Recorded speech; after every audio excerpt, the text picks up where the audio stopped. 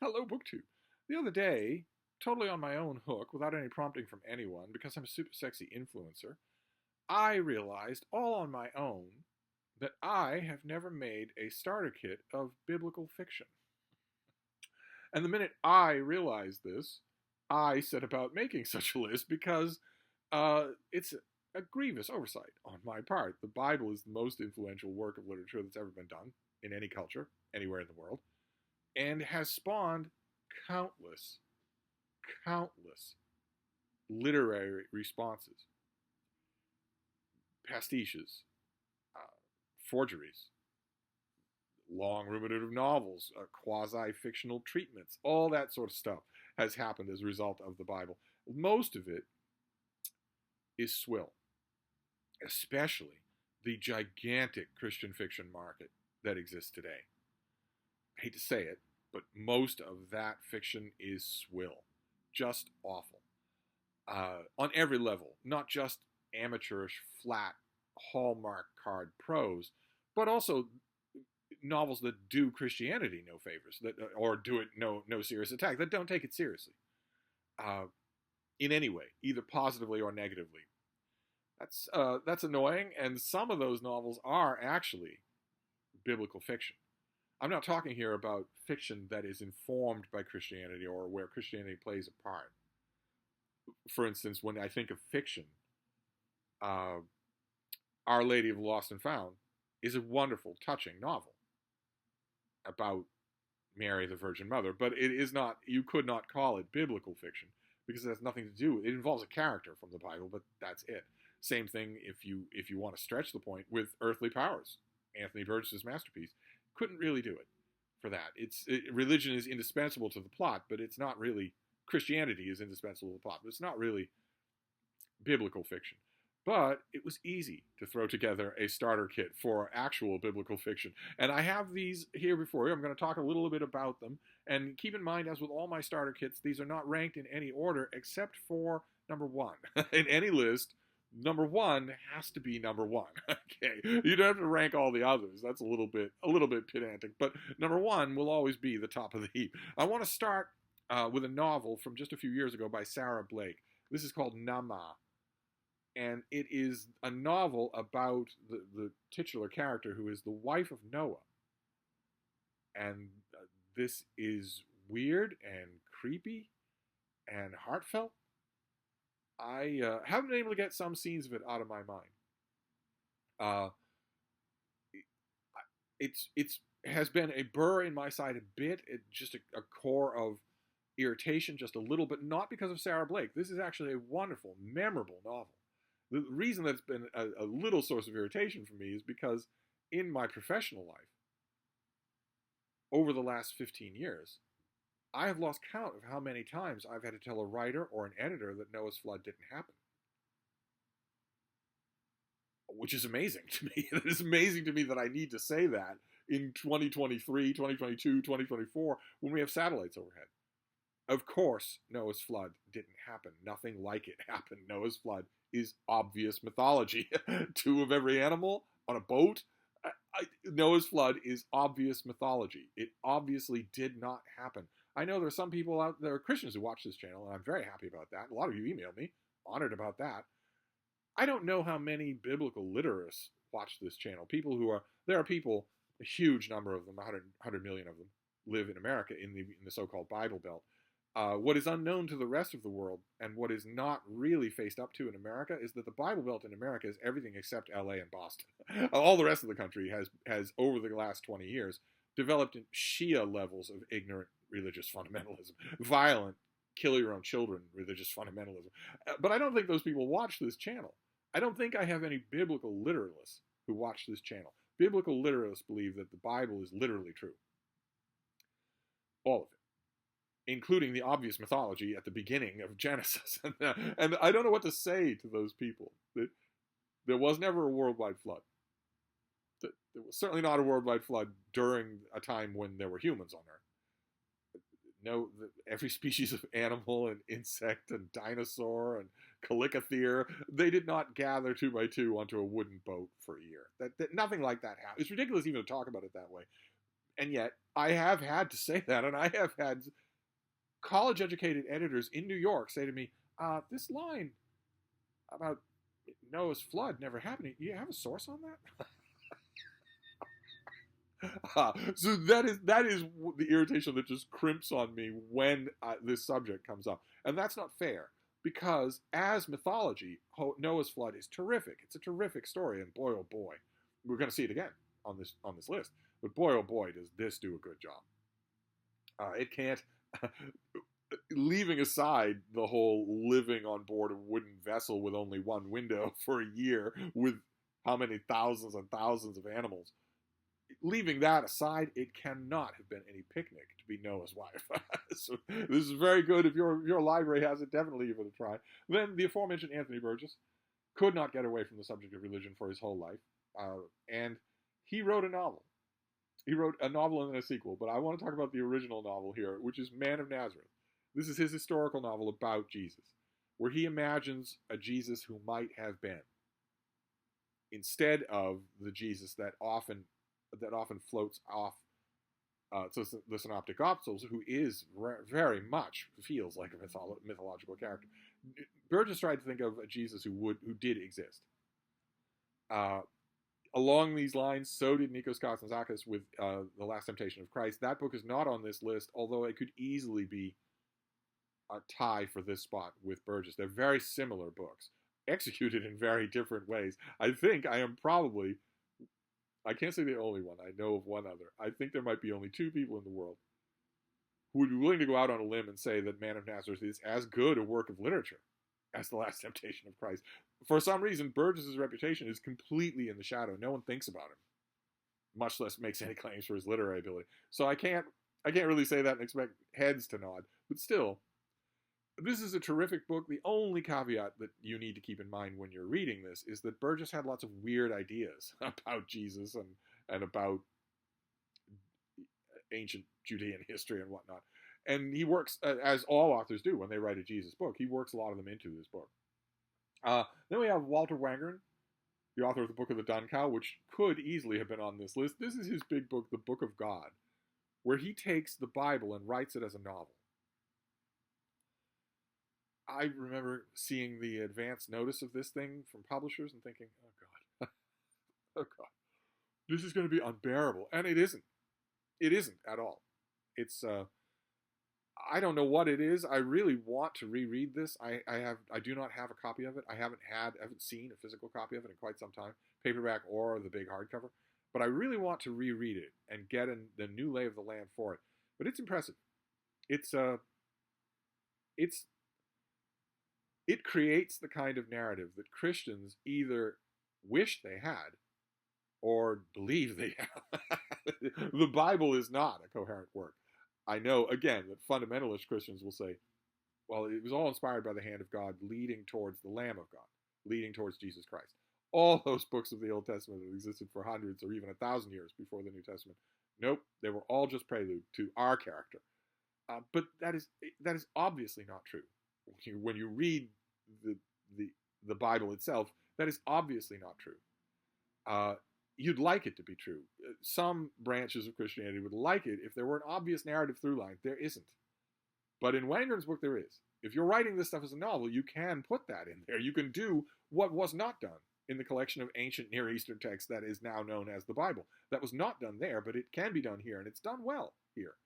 Then the next one is a sentimental favorite. I really like it. I think you would really like it too. And starter kits aren't the best of. Not necessarily. The author here is Taylor Caldwell. And she is like Burgess. She is now in shadow. No one thinks about her. No one reprints her work. No one talks about her work. I think that's a shame. I think there's real meat on the bone in a lot of her books. I think it's a shame that she is gone. But in collaboration with Jess Stern, she wrote a book that definitely counts as biblical fiction. And you might think here that I'm going to talk about, that I'm going to say, you're going to say, why would you mention Jess Stern? Why not talk about the great novels that she wrote on her own? Great Lion of God and Dear and Glorious Physician. But I'm not talking about them. I should, and again, they could be parallel entries here. I'm talking about I, Judas. A novel that she wrote from the viewpoint of Judas Iscariot that is wonderful. Just endlessly rereadable.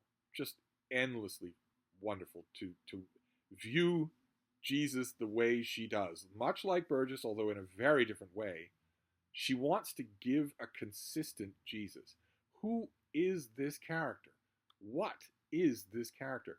Those questions are very much not answered by the Gospels themselves. And naturally, fiction writers come along and want to answer them, want to sort of smooth things out, make a character here.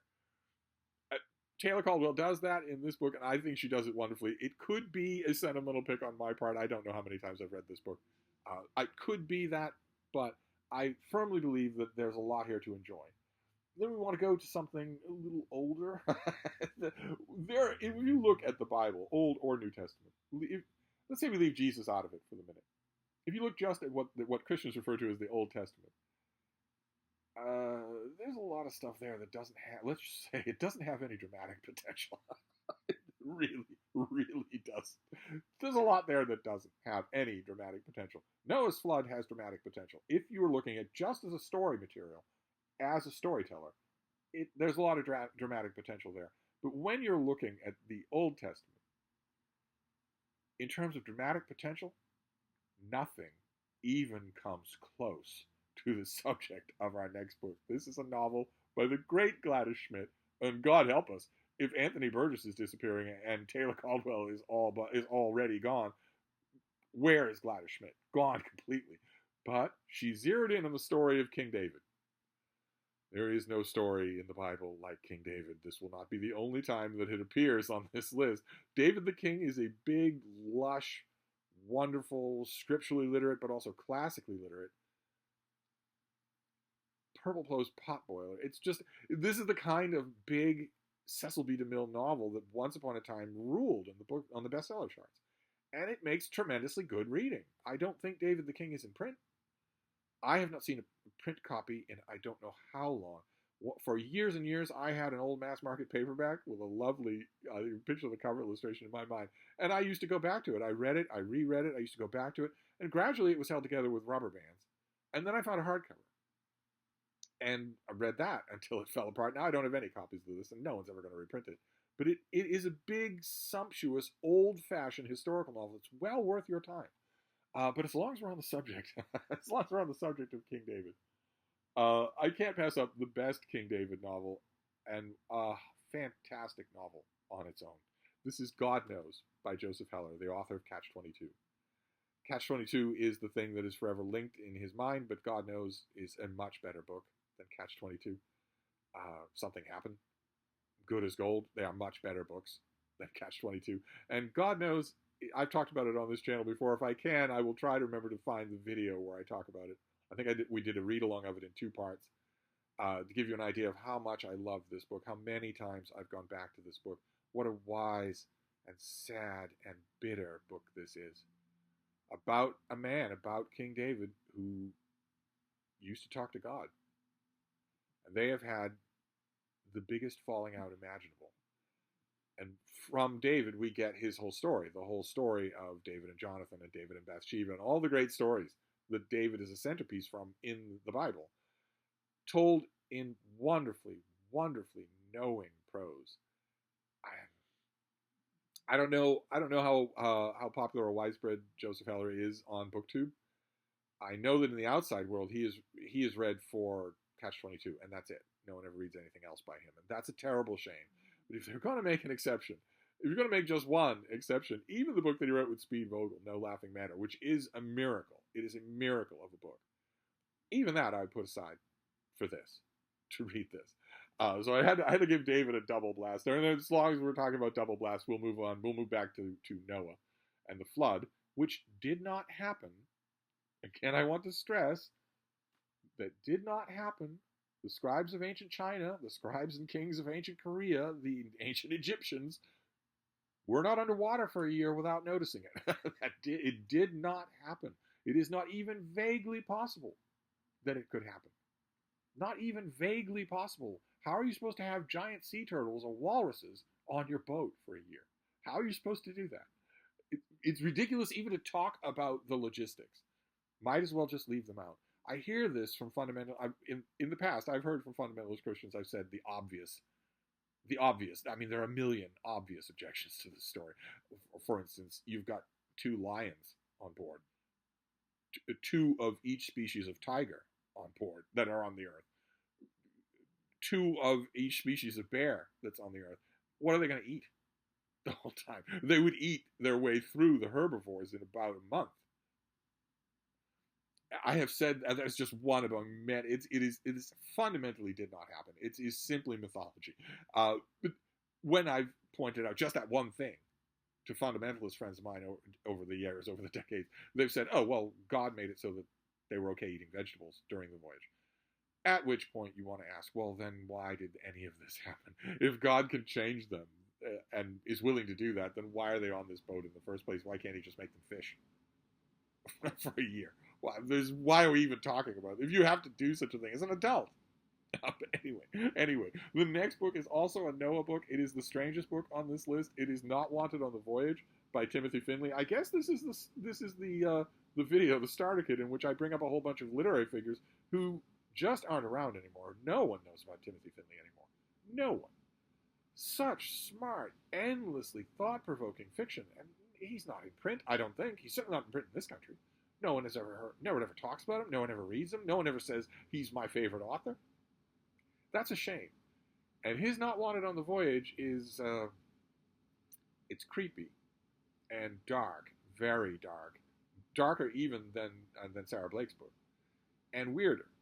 This has the kind of weird literary arpeggios that only biblical fiction draws out of non-biblical writers, of non-religious writers. Somehow when they get on this subject, they are even more prone to strange loop-de-loops in prose than when they get on their other inevitable subject, which is King Arthur. That they all dream, all these old novelists, they all dream of a King Arthur novel. All of them do. And those dreams might have been turbocharged by seeing the success of some King Arthur novels, but they all dream about it anyway. And they all dream about a biblical book of some kind or other. I'm not mocking that. It brings out strange stuff in people. I know that Joe Heller thought about a biblical book for a long, long time before he put a single word of God knows on paper. And I'm, of course, glad that he did. And this is the same thing. A lot of the aspects of this book strike me as having heavily germinated over time. Let's put it that way. Then we'll do a much more modern thing. This thing came out, I think, 10 years ago. Maybe a little more than that. This is by Petru Popescu. It's called Girl Mary.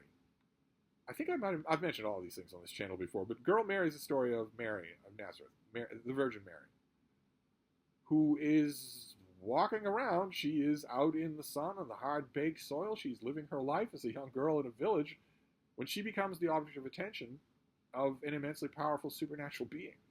And I could have put a lot of Mary books on this list. Oh my God, there have been so many fictional treatments of Mary, but this is my favorite. It's the weirdest and the spiciest and the most. You can feel the baking sun of Judea in this book in a way that you often can't in the others. In a lot of other biblical fiction that I've read, it's a strange, memorable novel. A lot like Nama, it will stick with you. Huge chunks of it will stick with you. I don't know of its accessibility. It's in that horrible gray zone that relatively new, recently published books have, where they come out and they're in every bookstore. And some reviewers are talking about them. I think I reviewed this thing. And then they disappear. Maybe they get a paperback, so they get another bite at the apple. It's a very small bite. But they disappear. And then they're gone. They're in this sort of gray area where no one talks about them anymore because the new books are coming out. But they haven't achieved any kind of canonical status, so no one talks about them as older books either. This is in that area, so I don't know how available it is, but I really, really do recommend it. Then we're going to ascend to the heights here. We're going to ascend to one of the 20th century's greatest authors. This is Thomas Mann, and he wrote a book called Joseph and His Brothers, which is another story from the Old Testament that almost gives King David a run for his money in terms of a draw on dramatic potential, which is the story of Joseph and the coat of many colors and his brothers and his sojourn and adventures in Egypt. Mann was immensely proud of this book. I think he considered this his greatest work. And I think that's insane, of course. When writers consider something their greatest work, sure, fine, okay, good for you. Pat them on the head and send them back to the gin bar.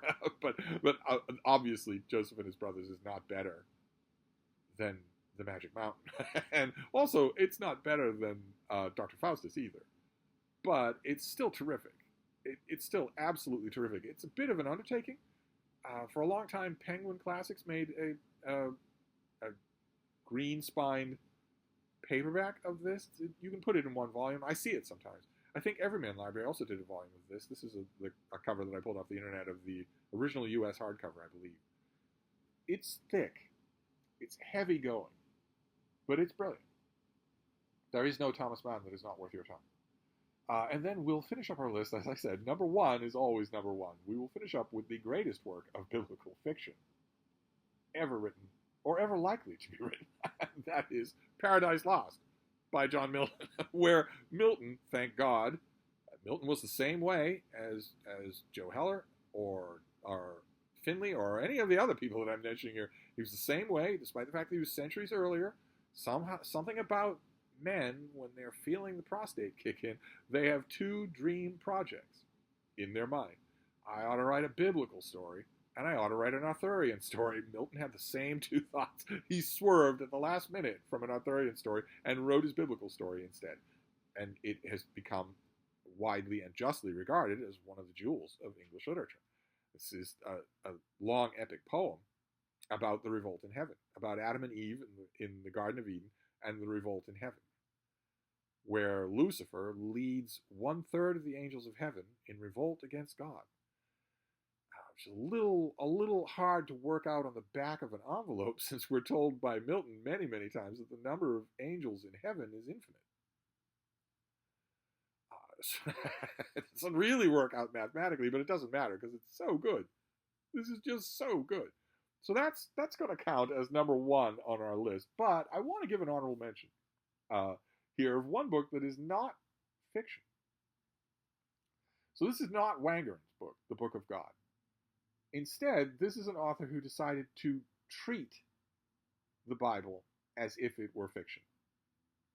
He's not fictionalizing it. I don't know if I'm making the difference between those two things clear, but he's not fictionalizing it.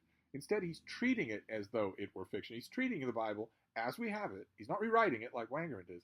He's treating it as we have it, as if it were written by one writer, following the adventures and the various crises of all of its characters, including the main character. This is Jack Miles' book, God, a Biography.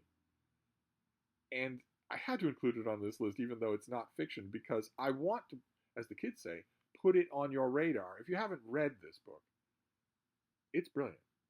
Absolutely brilliant. Its sequel is about Jesus Christ.